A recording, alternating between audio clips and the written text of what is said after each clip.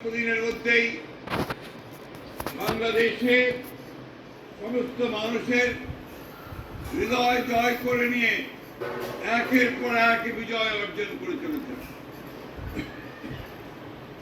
যিনি বাংলাদেশে পা দেওয়ার সঙ্গে সঙ্গেই প্রথম যে কথাটি বলেছিলেন যে আই হ্যাভ এ প্ল্যান, সেই কথাটিকে সামনে নিয়ে আমাদের এই মহান নেতা, সংগ্রামী নেতা জনাব তারেক রহমান আজকে এই শ্রমিক সমাবেশের প্রধান অতিথি। প্রিয় ভাইয়েরা এবং বোনেরা, আমি বক্তব্য দেব না, কারণ আপনারা সবাই যার বক্তব্য শোনার জন্য অপেক্ষা করে আছেন তিনি প্রধান বক্তব্য দেবেন।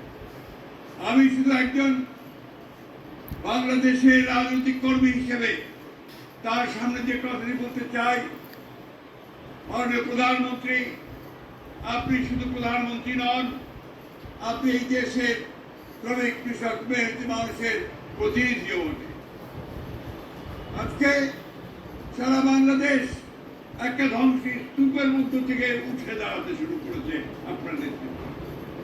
আমাদের কৃষি ধ্বংস হয়ে গিয়েছিল, আমাদের শিল্প ধ্বংস হয়ে গিয়েছিল, আমাদের ব্যাংক বিমা ধ্বংস হয়ে গেছিল, আমাদের অর্থনীতি একেবারে তলানিতে চলে গিয়েছিল বলে মাননীয় প্রধানমন্ত্রী আজকে শ্রমিক শ্রেণী যারা সবচেয়ে বেশি অবৈধ বঞ্চিত এই সমাজে, তারা সবচেয়ে বেশি আঘাতপ্রাপ্ত হয়েছে।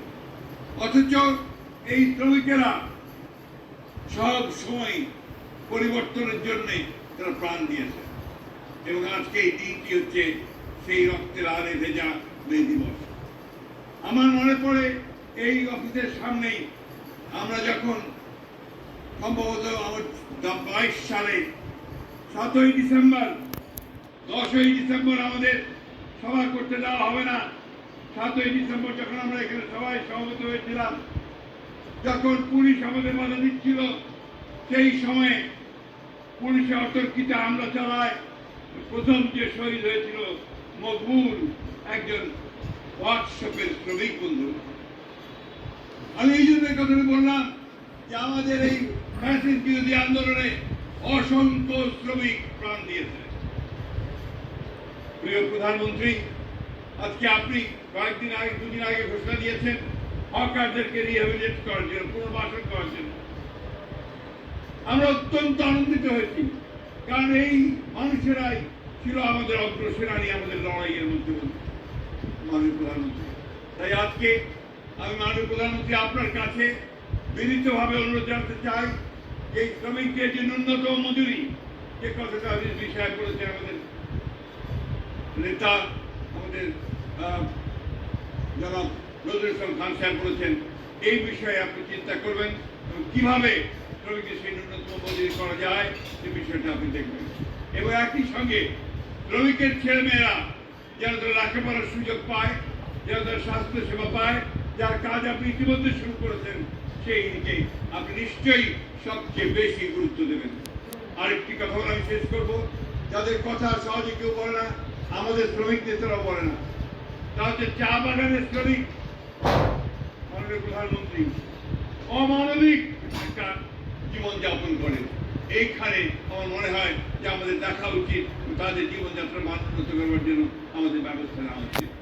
আমি বক্তব্য শেষ করব শুধু আমাদের জনগণের কাছে, আমাদের ভাইদের কাছে, এই যে ভাই, এই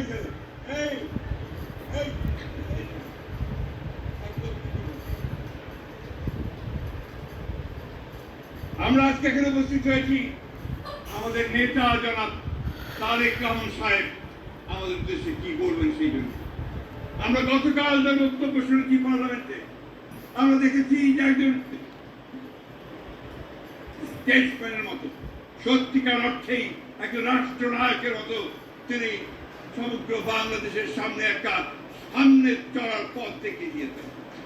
আসুন আমরা তার সেই দেখানো পথকে সামনে নিয়ে শ্রমিক, কৃষক, মেহনতি জনতা, ছাত্র, যুবক, আমরা সবাই এক হয়ে তার হাতকে শক্তিশালী করি এবং তিনি নতুন যে একটা বাংলাদেশ গড়ার স্বপ্ন দেখছেন, তার সেই স্বপ্নকে বাস্তবায়িত করি।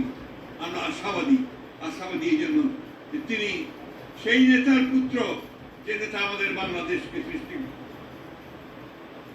যুদ্ধ করে যিনি আমাদেরকে বাংলাদেশের স্বাধীনতা দিয়েছিলেন, তিনি সেই নেত্রীর পুত্র যিনি আমাদের বাংলাদেশকে সামনের দিকে নিয়ে গেছেন, গণতন্ত্রের জন্য লড়াই করে আজকে তিনি চলে গেছেন আমাদের কাছে। তাই আমাদের আশা তাদের কাছে আমরা সবাই ঐক্যবদ্ধ হয়ে তাকে সমর্থন করব এবং ইনশাআল্লাহ তার জন্য বিজয়, বাংলাদেশের মানুষের জন্য বিজয় আমরা ছিনিয়ে আনতে সক্ষম হব। আপনাদের সবাইকে ধন্যবাদ। আসসালামু আলাইকুম, খোদা হাফেজ।